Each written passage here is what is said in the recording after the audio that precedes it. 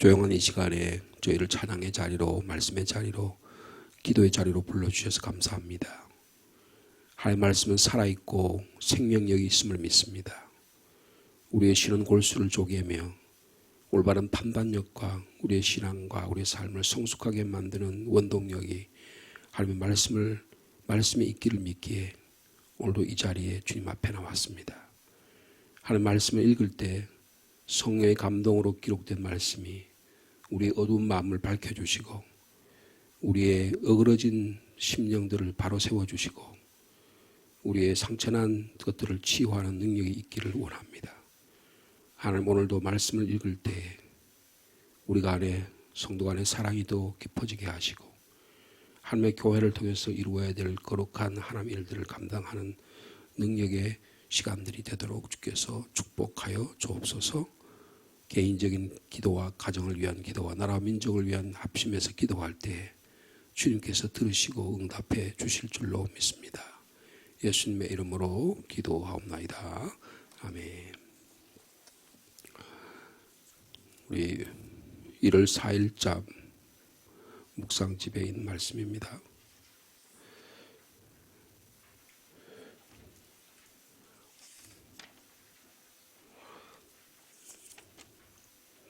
오늘 말씀은 시편 110편의 말씀은 우리 어저께 하고 동일한 말씀이네요. 그래서 좀 생략을 하고요. 잠언 3장과 그리고 야고보서의 말씀을 함께 교독하도록 하겠습니다. 여러분 나눠드린 유인물 8페이지가 되겠습니다. 1월 4일자 잠언 제일 아래 8페이지 제일 아래 단이 있죠. 3장 1절에 12절 말씀 한 절씩 교독합니다. 내 아들아 나의 법을 잊어버리지 말고 내 마음으로 나의 명령을 지키라.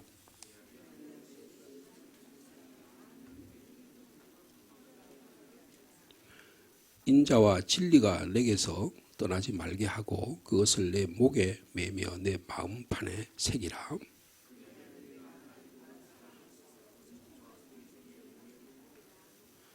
너는 마음을 다하여 여호와를 신뢰하고 내 명철을 의지하지 말라.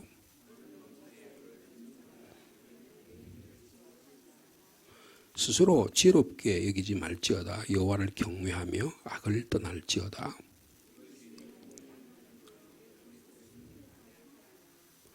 내 재물과 내 소산물의 처음 익은 열매로 여호와를 공경하라.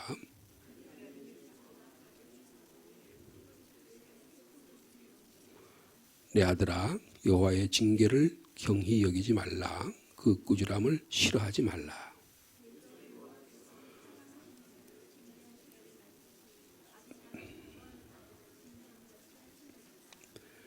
야고보서의 말씀입니다. 제가 먼저 읽을게요. 11절 야고보 4장 11절입니다. 형제들아 서로 비방하지 말라. 형제를 비방하는 자나 형제를 판단하는 자는 곧 율법을 비방하고 율법을 판단하는 것이라. 내가 만일 율법을 판단하면 율법의 준행자가 아니요 재판관이로다.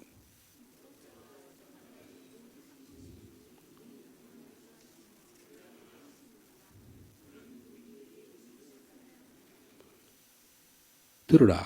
너희 중에 말하기를 오늘이나 내일이나 우리가 어떤 도시에 가서 거기서 1년을 머물며 장사하여 이익을 보리라 하는 자들아.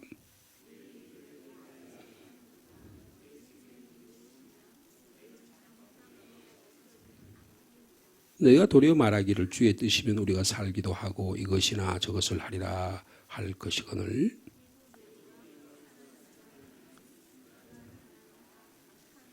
17절 말씀 같이 읽습니다. 그러므로 사람이 선을 행할 줄 알고도 행하지 아니하면 죄니라. 아멘. 우리가 지금 한 3일 동안은 다르게 지금 그동안에 하던 새벽 기도와는 다르게 시편의 말씀 그리고 또 잠언의 말씀 신약에 있는 야고보의 말씀 이렇게 3일 동안 계속 읽고 있습니다. 참 어렵습니다. 우리는 그냥 남이 하는 말, 목사가 설교하는 말에 듣기에 익숙하기 때문에 내 스스로가 말씀을 읽고 그 말씀 안에서 진리의 말씀을 이렇게 마치 보물을 찾아내듯이 찾아내고 그 말씀을 마음에 이렇게 담아서 이것을 하루의 삶 속에서 적용해 나가는 일이 쉽지가 않습니다. 그러니까 뭐라 그럴까요? 마치 상품을 사듯이 물건을 사서 이 상품이 나에게 참 좋구나, 이 상품이 나에게 도움이 되겠구나, 이러면 그 상품을 구입하듯이 말씀이 내게 달면 내게 유익하다고 내가 판단이 되면 받아들이고, 그렇지 않으면 그냥 버리는, 마치 상품처럼 그렇게 생각하기 쉽습니다. 이 생각 자체를 바꿔야 합니다. 내가 쓴 음식이든 단 음식이든 가정에서 먹는 음식이 꼭 삼시세끼를 꼭 잘 챙겨 먹어야 건강을 유지하듯이요. 하나님의 말씀도 마찬가지입니다. 말씀을 이렇게 오랜 전통을 통해서 이렇게 마치 숙성된 무슨 된장이나 고추장이나 양념처럼 혹은 아주 잘 익은 포도주처럼 이렇게 우리의 몸을 건강하게 하는 것들이 이렇게 잘 갖춰져서 천년 이상이나 된 것들이 이렇게 하루에 먹을 수 있는 양식으로 우리에게 주어진 것이거든요. 그래서 여러분들이 일단은 이렇게 저희들이 유인물로 나눠가지고 너무 분량이 크면은 여러 가지 어려움이 있어서 그런데요. 앞으로 가능하면 한 달치 이렇게 해서 여러분에게 좀 나눠드리고 한 1년치를 보관하면요. 이게 3년을 하면 거의 한 번 돌아가는, 정확하게 하면 3년 하고 또 6년치로 해서 이렇게 한 번씩 돌아가는, 그리고 성경 전체를 아주 구조적으로, 체계적으로, 그리고 신학적으로, 신앙적으로 읽을 수 있는 그런 중요한 하나의 도구가 이 묵상집입니다. 이걸 성서정과라 그래요. 매일매일 성경을 읽는 성경적인 방법입니다. 우리 이게 익숙하지 않지만 이것은 오랜 이건 신앙의 전통입니다. 전통이에요. 이 전통은 우리가 지켜도 무방하고 오히려 우리의 신앙생활에 도움이 되는 양약과 같은 거다, 이렇게 말할 수가 있습니다.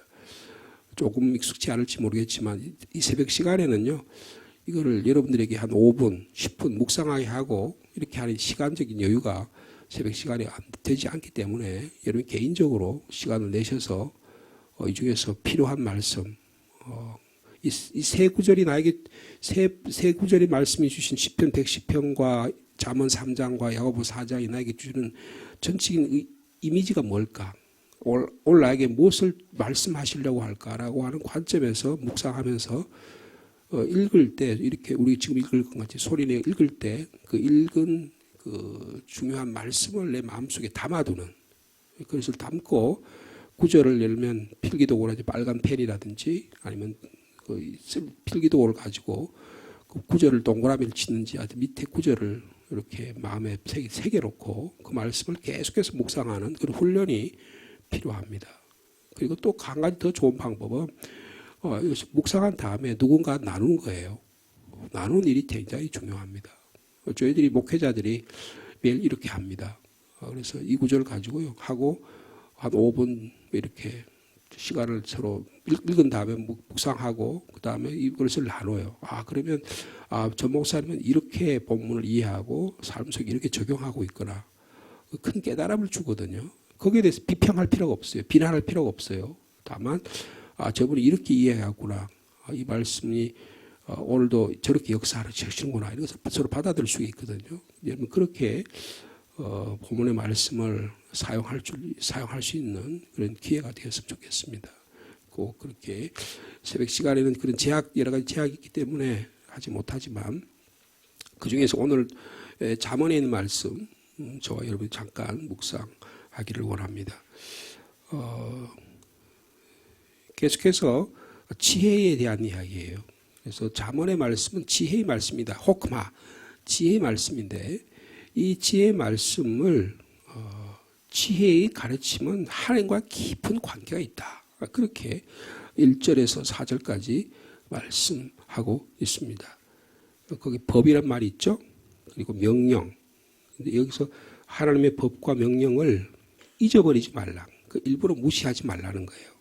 대수롭지 않게 여기지 말라는 것입니다. 그리고 그것을 마음에 깊이 간직하는 신앙의 훈련이 필요하다고 말씀하고 있습니다. 근데 그걸 뭐라고 해요? 아들아라고 그래요. 아들아. 그러니까 하나님의 말씀을 배우는 자와 말씀을 가르치는 자의 사이에는 마치 아버지가 부모가 자식과의 관계처럼 그렇게 이야기합니다. 제가 독일에서 공부를 했잖아요. 근데 그 박사 논문을 공부할 때 그 자기 지도 교수를 뭐냐면 독터 파터라 그럽니다. 자기 박사 논문을 아버지라 그러는 거예요. 자기 지도하는 사람을 아버지라 그러는 거예요. 학문적으로도 인격적인 성숙이 일어나고 박사 공부를 하게 되면 파터 이렇게 부르는 거예요. 그러니까 마치 그와 마치 이게 기독교적인 전통입니다. 그러니까 내게 영적인 스승이 아버지와 같이 여겨져야 된다는 거예요. 영적인 부모처럼 육신의 부모처럼 그렇게 여겨져야 된다는 거예요. 여러분 교회의 목회자를 담임 목사를 영적인 아버지와 같이 여기셔야 된다는 겁니다. 그렇지 않으면 누구한테 손해가 돼요? 나한테 손해가 되는 거예요. 목사 알기를 개떡같이 알고요. 그냥 뭐 이래도 되고 저래도 갈아치워도 될 대상으로 생각하고 주식회사에 나는 주식회사의 임원인데 주식의 한 지분을 갖고 있는데 이거 갈라야 돼. 이렇게 생각하시면 큰일입니다. 신앙생활이 굉장히 마이너스가 되는 거예요. 여러분 영적인 아버지로 느끼고 그렇게 집에서의 부모님도 마찬가지입니다. 누군가 나에게 말씀을 가르치는 교사가 있다면 그게 교회 학교에도 어딘가 이제 그 교사를 아버지와 부모님과 같은 마음으로 섬기는 일이 대단히 중요하다는 거죠. 여러분 태도의 문제예요. 애티튜드의 문제예요. 태도에서 사람이 바른 게 나오는 거예요. 사람이 똑똑하고 똑똑하지 않고의 문제가 아닙니다. 기본적인 태도가 어떠냐가 대단히 중요하다는 것입니다. 그래서 이것을 아들아라고 부르는 거예요. 그러니까 자녀를 사랑하는 마음으로 그렇게 이야기한다는 것입니다. 자, 하나님의 말씀을 잊어버리거나 무시하지 않고 대수롭지 여기지 않고 그 말씀을 간직하게 되면 어떤 일이 일어난다 그랬어요? 여러분 이거 1절에서도 12절은 이 대꾸가 돼요. 1절에 이렇게 하라라고 명령하시면 그 다음에는 반드시 거기에 대한 그 조건에 대한 결과가 나타나요. 자, 2절 말씀 뭐라 하면 같이 읽어볼까요? 시작. 그리하면 그것이 내가 장수하여 많은 해를 누리게 하며 평강을 더하게 할 것이다. 그랬습니다. 물질적으로나 정신적으로나 완전하고 온전하며 풍성한 행복한 삶을 누리는 방법이 뭐냐? 하나님의 말씀을 귀하게 여기는 거라. 그 말입니다. 그러면 오래 살고 부족함이 없는 삶, 풍성한 삶을 살게 된다고 말합니다. 이 말씀을 말씀 그대로 받아들이는 저 여러분 되기를 축복합니다.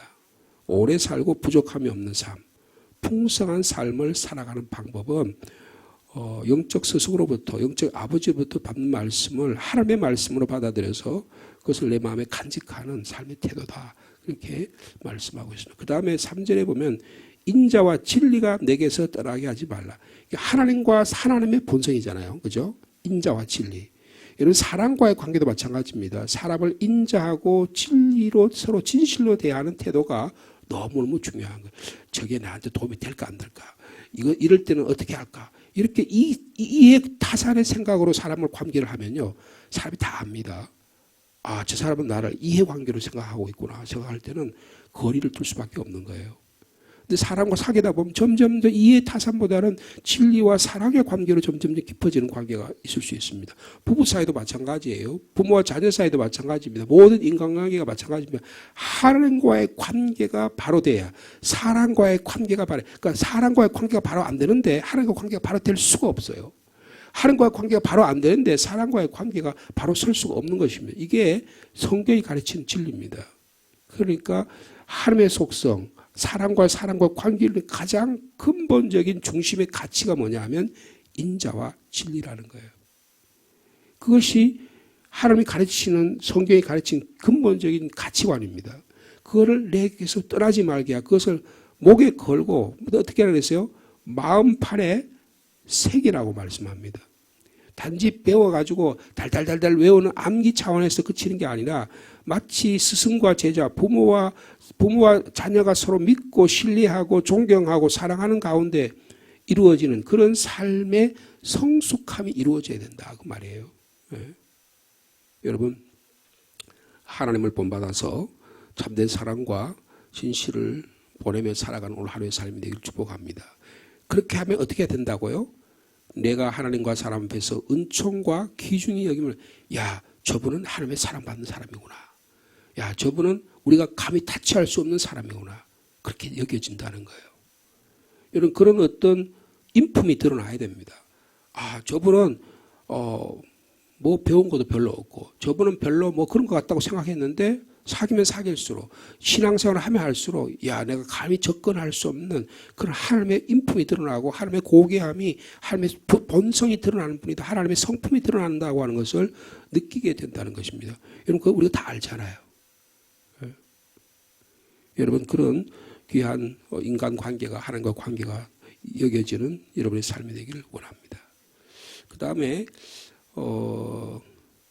5절과 6절에서 7절 8절의 말씀 한번 보시면 겸손의 태도예요. 하나님의 신뢰는 하나님에 대한 신뢰는 겸손에 드러난다는 거예요. 자 5절 보면 너는 마음을 다하여 하나님을 신뢰하고 내 명철을 의지하지 말라.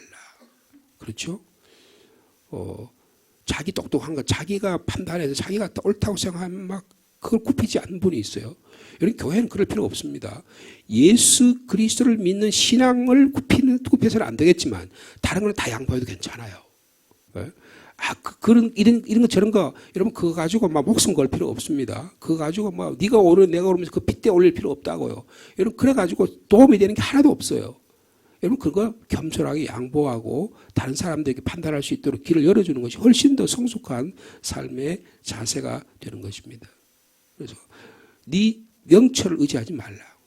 그 다음에 범사에 그분을 인정하라 그랬습니다. 여기 인정하라 말은 하나님과 친밀한 관계를 가지라 그런 뜻이에요. 여기 인정하란 말을 히브리를 보니까 알라란 말이 있어요. 알라란 말은 제사 드릴 때 쓰는 말입니다. 그러니까 어디를 가든지 무엇을 하든지 진실하고 절대적인 하나님의 헌신하는 자세로 하나님께 드리는 그런 일을 하나님께 인정하라는 거예요. 모든 일에. 그러면 어떻게 하신다고요? 내 인생의 길을 하나님께서 인도해 주신다는 것입니다. 2024년의 삶 가운데 모든 일에 하나님을 인정할 수 있는 하나님께 몸과 영혼과 인격을 드릴 수 있는 그럴 때 하나님께서 우리의 길을 인생의 길을 의와 생명의 진리의 길로 인도해 주실 줄로 믿습니다. 그리고 너무 다 아는 체 하지 말라는 거예요. 여러분 그런 분들이 있잖아요. 조금 요거밖에 모르는데 굉장히 많이 아는 체예요. 아니 한양에 가지도 않았는데 한양을 더 잘 알아요. 독일에 가보지 한 일주일 여행을 했는데 쟤는 10년 살았는데 저보다 더 잘 아는 것처럼 막 떠벌려요. 그런데 그러면 제가 뭐라 그랬어요? 야 당신은 굉장히 박학다식하네. 그러겠습니까? 속으로 아이고 저 사람은 아니 일주일 갔다 와가지고 뭐 전 세계를 다 아는 것처럼 독일을 다 아는 것처럼 저렇게 말하냐. 생활도 해보지 못하고 독일 사람들 어떤지도 모른다면서 어떻게 저렇게 말할까. 여러분 그런 분이 있습니다. 그런 분하고 좀 거리를 두시는 게 좋아요. 너무 아는 체 한 사람하고 이야기하면요. 나도 거기 물이 묻어가지고 그래 됩니다. 오히려 알아도 성숙하게 모른 체 하는 게 훨씬 더 성숙한 그리스도의 삶이 될 수 있다는 거예요. 오히려 스스로 아는 체 하지 말고 하나님을 그러니까 스스로 아는 거하고 하나님을 경외하는 전혀 정반대의 삶의 모습이라는 거예요. 여러분 그래야 악에서 떠날 수 있다는 것입니다. 내가 내 생각이 옳다고 딱 판단하게 되면 그 다음에는 다른 게 안 보여요. 같이 판단이 생기지 않습니다. 올바른 것이 무엇인지 분간이 안 돼. 우리가 얼마나 그런 일들을 많이 경험하게 됩니까? 근데 이게 뭐냐 하면요. 하나님을 경외한 이 삶의 자세가 아직 훈련이 되지 않아서 그래요. 내가 지난번에 이래서 이런 실수를 했고 이것 때문에 내가 큰 실수를 했구나. 누구나 다 그런 일들이 있잖아요. 근데 그렇게 되돌아설 수 있는 삶의 자세를 갖기를 원하고 있습니다. 자, 8절의 말씀을 보면 이렇게 하게 되면 내 몸에 양약이 되어 내 골수를 여기 몸이란 말이고 골수란 말이 있어요. 골수는 뼈마디를 말하는 거잖아요. 그죠? 이 몸이란 말의 원어는 배꼽이란 뜻입니다. 그러니까 마치 아기가요. 엄마의 뱃속에 자궁에 있을 때 뭘 통해서 영향을 공급받습니까? 배꼽을 통해서 영향을 공급받잖아요. 그래서 어떻게 나중에 태어나면 그 배꼽을 자릅니다. 그때부터 자기 스스로 영향을 공급받아야 되는 거예요. 그러니까 마치 배꼽으로부터 모든 생명의 영향을 부모님, 어머니로부터 영향을 공급받듯이 이것이 내 몸에 양약이 된다. 모든 영향을 공급받는 생명줄이 된다는 거예요. 뭐가요? 하나님을 경외하는 것이. 그래서 몸에 건강미가 넘치게 되고 골수를 뼈 마디마디가 어떤 힘을 갖는 그런 삶의 태도를 갖는다는 것이죠. 굉장히 구체적으로 이렇게 말씀하고 좀 우리에게 좀 어필할 수 있는 그런 말씀이 되겠죠. 스스로 지혜롭게 여기지 말고 여호와를 경외하며 악을 떠나는 살게 되면 이것이 내 몸에 양약이 되어서 골수를 윤택하게 할 것이다.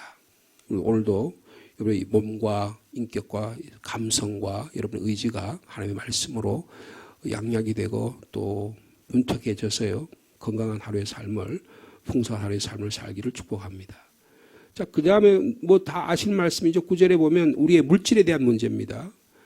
신앙생활에서 우리의 인격의 성숙에서 중요한 문제가 물질이라는 거예요. 내 재물과 처산물의 처음 익은 열매로 여호와를 공경하라. 최고의 재물을 드릴 때, 최고의 예물을 드릴 때에 최고의 복으로 하나님은 갚아주시다. 이게 성서적인 원리예요. 거기에 가장 최소한도의 이것 이렇게 한 최고의 원리로 하나님께 드리는 가장 최소의 방법이 11조 생활입니다. 근데 제가 우리 교회에서는 그렇게 11조를 교인들이 그렇게 강조하지 않아요. 그리고 우리 코로나 이후로 어떻게 보면 교인들이 뭐 여러 가지 이유로 해서 많이 돌아가신 분들 많아요.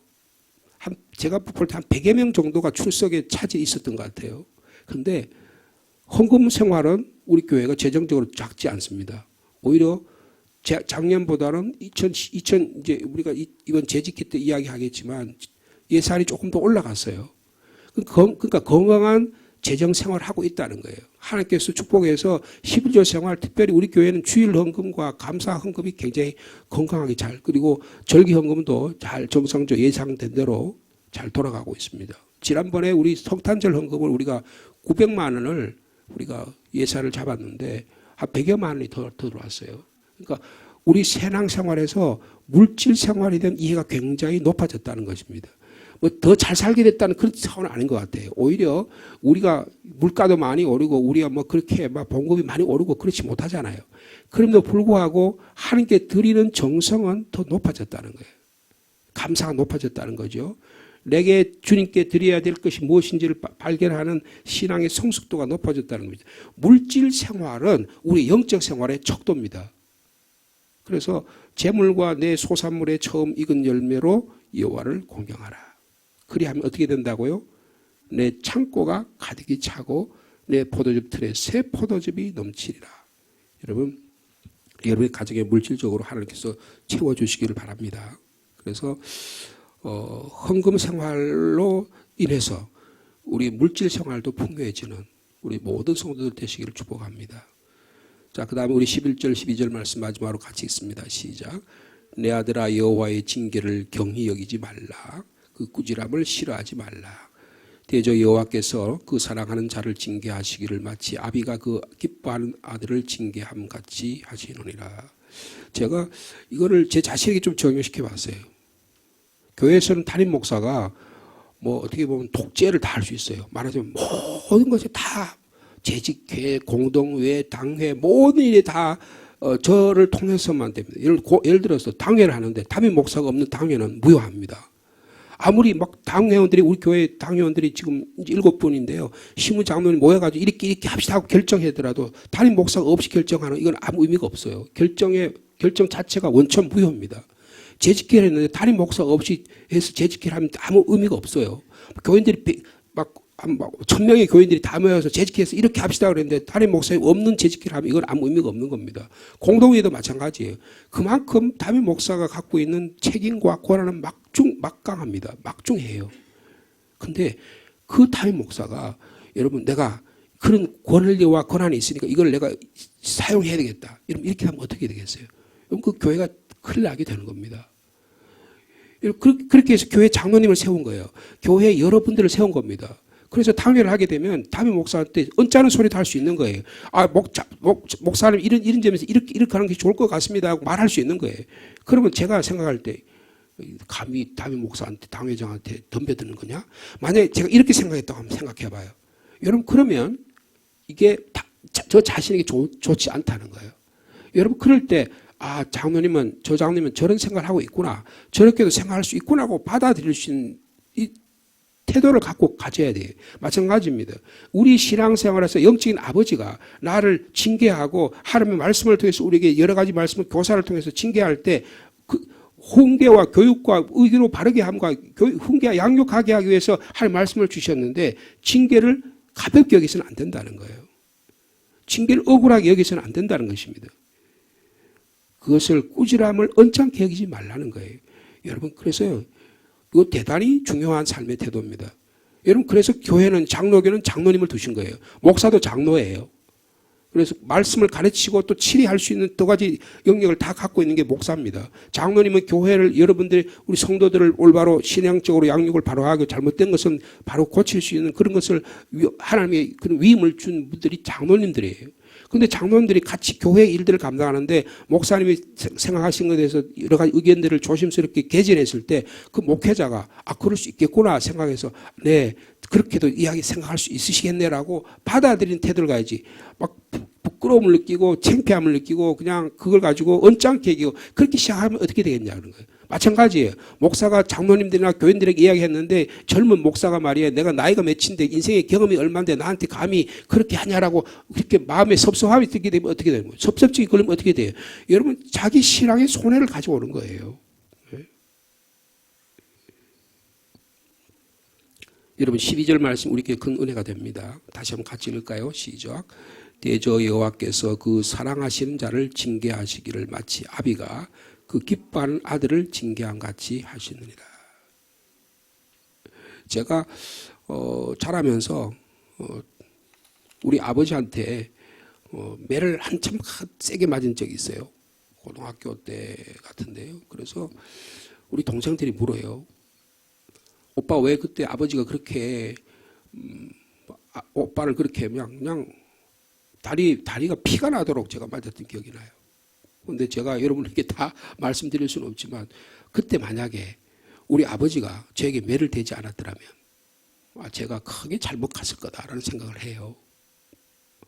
제 큰딸이 고등학교 때 어떻게 그렇게 부전모전일까요?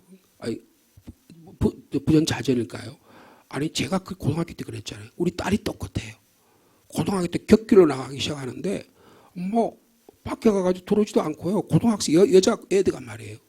그리고 아빠가 하는 말이 전부 다 그냥 다 부모가 하는 말이 전부 다 하는 거예요. 남자친구가 생겼다고요. 근데 그것 때문에 막 여러 가지 갈등이 생겼어요. 근데 제가 한번 호되게 한번 때렸거든요. 근데 그래가지고 애가 굉장히 마음의 상심을 얻었어요. 근데 꽤 오랜 시간이 지났습니다. 어느 날 우리 딸이 저한테 와서 저한테 품에 안기더니 그때 아빠가 나를 그렇게 호되게 야단치고 그렇게 하지 않았더라면 제가 아마 잘못된 길로 갔을 것 같아요. 꼭 제가 고등학교 때 말 그대로 해요.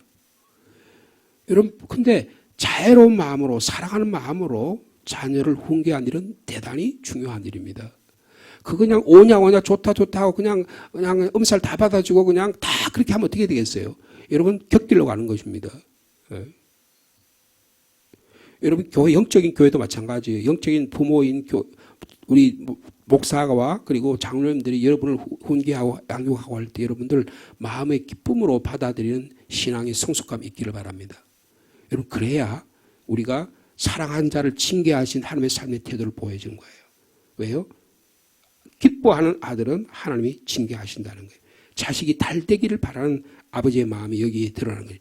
여러분, 그래서 이번 안에 우리 교회 안에 저와 여러분 사이에 그리고 교사와 학생들 사이에 그리고 성도와 성도 사이에 그리고 가정에서의 부모님 사이에 아름다운 영적 신앙의 신뢰 관계가 일어나서 축복받는 여러분의 가정 되시기를 축원합니다.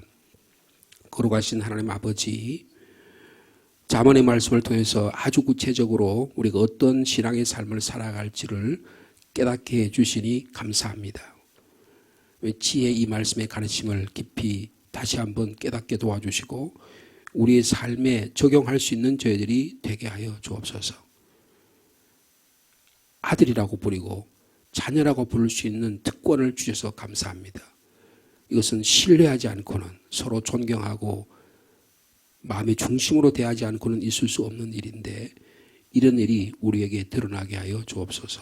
하나님의 성품이 되시는 인자와 진리가 우리에게 충만하게 도와주시고 이 인자와 진실을 우리의 목걸이로 삼아서 우리 마음판에 새겨서 언제 어디서나 무엇을 하든지 이 하나님을 인정하는 하나님을 존귀하게 하는 저의 삶이 될 수 있도록 주께서 역사하여 주옵소서. 신앙생활을 하면서 인생의 삶을 살면서 자신을 최고의 가치로 여기는 사람들이 참 많습니다. 교만하기 그지없고 거만하기 그지없고 오만하기가 그지없습니다. 그 사람은 복된 자가 아니고 하나님으로부터 멀리 당할 수밖에 없는 자임을 깨닫기를 원합니다. 하나님의 생명의 말씀이 진리의 말씀이 우리에게 찾아올 때 우리가 겸손하게 귀를 열어 우리의 마음의 문을 열어 하나님의 말씀을 인정하는 신실한 저희들을 될 수 있도록 주께서 축복하여 주옵소서. 그렇게 하면 우리의 배꼽으로 아기에게 영향이 가듯이 생명 영향력이 우리에게 온몸에 퍼지고 우리의 골수의 뼈 마디마디마가 건강해지듯이 우리 삶이 건강해진다고 축복해 주시니 감사합니다. 오늘 말씀을 들은 저희에게 우리의 영적, 육체적, 정신적, 물질적 건강이 우리에게 임하도록 축복하여 주시옵소서. 그래서 우리 각 성도들의 가정에 콘토에 재정에 가정에 아버지 모든 것이 충만하게 도와주시고 물질적으로뿐 아니고 인간 관계적으로나 신앙적으로나 또 하나님께 드리는 물질에 있어서나 모든 면에 있어서 풍족함을 누릴 수 있도록 인도하여 주옵소서. 매일매일의 삶을 하나님이 주신 건강을 가지고 나의 재능을 가지고 이 땅을 위해서 가정을 위해서 하나님의 나라를 위해서 열심히 일하는 오늘 한 해가 되게 도와주시고 하나님이 채워주시는 그 은혜를 가지고 성실하게 우리의 삶을 살아드리는 복된 인생이 되게 하여 주옵소서. 야, 저분에게는 하나님이 역사하고 계시는구나. 하나님이 저분과 동행하고 계시는구나. 그래서 그분의 은총을 그분의 귀중함을 우리가 느껴지는 신앙의 삶이 될 수 있도록 역사하여 주옵소서. 형제간에 서로 사랑하고 서로 용서하며 서로를 배려하는 성숙한 그리스도인의 삶으로 만들어 주실 줄로 믿습니다. 오늘 김영자 집사님 입관 예식과 내일 장례 예식을 치르려고 합니다. 73세 인생을 살았습니다. 주님 위로해 주시고 남편 남집사님과 두 자녀의 가정들에게 주님 위로의 영께서 또 부활의 영께서 성령께서 친히 찾아가 주옵소서. 우리 가운데 연약한 지체들이 있습니다. 우리 농인부의 최미옥 집사 뇌하수체 수술을 2차에 걸쳐 2차 수술을 했습니다. 매우 연약한 가운데 있습니다. 17kg 이상이나 체중이 빠지고 선망증이 생겨서 정신적으로 매우 갈등 관계에 있다고 합니다.